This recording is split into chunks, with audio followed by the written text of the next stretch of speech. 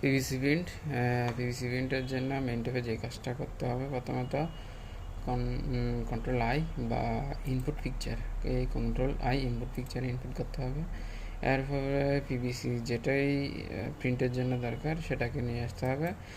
PVC 3x1 এটা আমরা নিব। তারপর ওকে দেওয়ার পর অ্যাডজাস্টমেন্ট পিকচার, এখানে তিনটাই ইচ্ছে অ্যাডজাস্ট টু পিকচার সাইজ এটা নিতে হবে। ওকে করে দিলাম।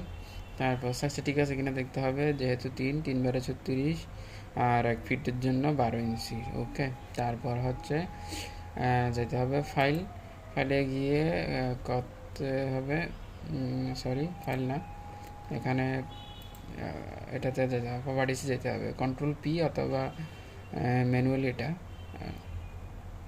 প্রপার্টিসে যাওয়ার পর প্রপার্টিসে ক্লিক করলাম। তারপর হচ্ছে এইখানে যেহেতু রয়েছে 480/720, এটাকে করতে হবে 3+360/540, 360/540 করে দিলাম, 360/540।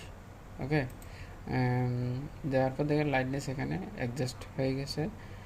তারপর এখানে দেখা যাচ্ছে কালার 95/100। ওকে দিয়ে দিলাম।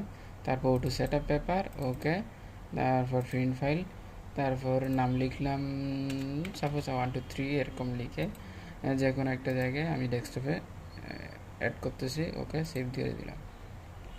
জাস্ট ওকে হলেই এটা 100% ওকে হয়ে গেছে।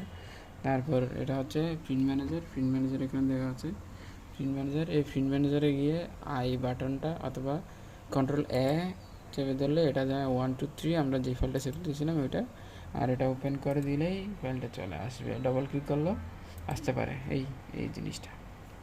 ওকে, থ্যাংক ইউ ভেরি মাচ।